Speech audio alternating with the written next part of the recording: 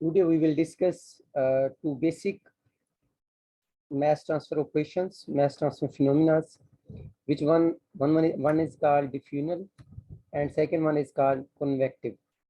तो अगर हम डिफ्यूनल की बात करें तो इसमें हमारे पास डिफ्यूज हो जाएगा, कंसंट्रेशन जो है जिस कंपोनेंट की ज़्यादा होगी वो सेकंड लो कंसंट्रेशन वाली जगह पे डिफ्यूज होके वहाँ पे कंसंट्रेशन इक्विलिब्रियम कंडीशंस पे लेके आएगा या इक्विलाइज कर देगा।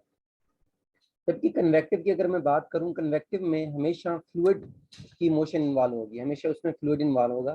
फ्लूइड मूव करेगा एक पोजीशन से, एक पॉइंट से दूसरे पॉइंट की तरफ, फिर उसकी जो है प्रेशर डिफरेंस भी हो सकता है, कंसंट्रेशन डिफरेंस भी हो सकता है, जिसकी वजह से मास ट्रांसफर ऑपरेशन होगा।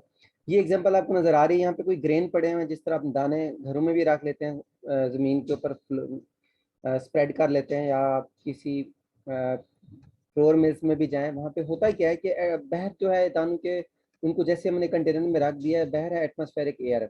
अब उस एयर के अंदर मॉइस्चर ज़्यादा होते हैं, जैसे एयर इसके पास से गुजरती है तो वो मॉइस्चर इन ग्रेन की सरफेस से डिफ्यूज होना शुरू हो जाते हैं।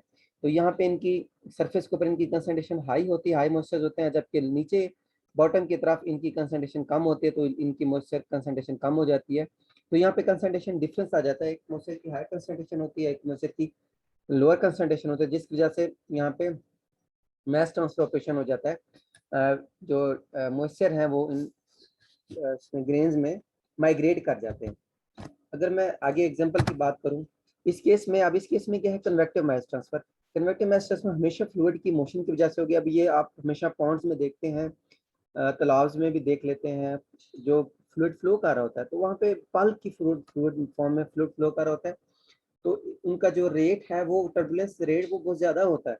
जितने जितने टर्बुलेंस रेट ज़्यादा होता जाता है, कन्वेक्टिव मास ट्रांसफर ज़्यादा हो जाता है। लेकिन यहाँ पे डिफ्यूजन भी मास ट्रांसफर होता है, लेकिन वो बहुत ही इनहेरेंट रोल प्ले करता है। तो जो है, तो इस केस में ट्रांसपोर्ट ऑफ रिएक्टेंट या प्रोडक्ट किसी भी कैटलिस्ट पोर में या पैलेट में, पैलेट्स के अंदर, तो उसमें तो डिफ्यूजन हो जाएगी। लेकिन अगर आप जो है फ्लूइड फ्लो की बात करेंगे, वहाँ पे मिक्सिंग होगी, टर्बुलेंस होगी, है रेट ऑफ मास ट्रांसफर इस टर्बुलेंस की वजह से आ जाएंगे। जैसे आप इस पानी में देख रहे हैं तो यहाँ पे फ्लूइड मोशन में है, दूसरा यहाँ पे आपके पास मिक्सिंग बार बार हो रही है, जैसे उसमें से कोई कश्ती फ्लो करती है या उसमें से कोई उसमें स्वेरलिंग एक्शन होता है, तो टर्बुलेंस ज़्यादा होती जाती है और आपका मास ट्रांसफर भी इंक्रीज हो जाता है। अब ये है जो मास ट्रांसफर आपका एक्चुअली ट्रांसपोर्ट फिनोमेना है। इसमें दो और भी ट्रांसपोर्ट फिनोमेना है, जिसमें एक में हम मोमेंटम ट्रांसपोर्ट फिनोमेना कहते हैं, दूसरे हम हीट ट्रांसपोर्ट फिनोमेना कहते हैं। तो जो है जितने भी हमारे मोमेंटम ट्रांसपोर्ट फिनोमेना है उसमें तो आपकी वेलोसिटी इन्वॉल्व हो जाती है, जबकि हीट ट्रांसपोर्ट फिनोमेना आपकी हीट इन्वॉल्व हो जाती है। जैसे यहाँ पे देख सकते हैं इवेपोरेटर में क्या है, आपकी हीट डिफरेंस, हीट हम देते हैं, हीट ग्रेडियंट की वजह से आपका जो है ना वो ट्रांसपोर्ट फिनोमेना स्टार्ट हो जाता है।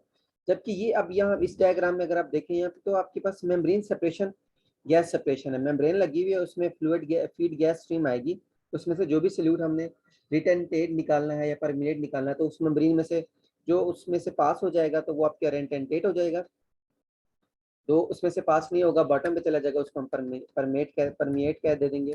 तो ये आपके पास ये मेम्ब्रेन है, तो ये मेम्ब्रेन सेपरेशन आपका प्योरली मास ट्रांसफर ऑपरेशन है।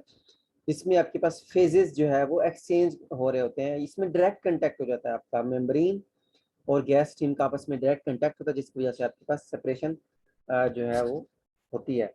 अब सेकेंडली क्या है कि इसमें जो आपके ड्राइविंग फोर्स होगी तो आपका मास ट्रांसफर फिनोमेना होगा। तो ये हम different number of different way से एक्सप्रेस कर सकते हैं। कभी हम हीट ट्रांसफर की बात कर लेते हैं, कभी मास ट्रांसफर की बात कर लेते हैं, कभी हम टेम्परेचर डिफरेंस की बात कर लेते हैं, कभी हम मोमेंटम ट्रांसपोर्ट की बात कर लेते हैं। तो ये अगर मैं यहाँ पे बात करूँ तो यहाँ पे आपके पास जो है डिफ्यूजन मास ट्रांसफर में आपके मॉलिक्यूल्स एक जगह से दूसरी जगह मूव करते हैं, फिर इक्वलाइज कर लेते हैं, इक्विलिब्रियम कंडीशंस में उनको अचीव कर लेते हैं।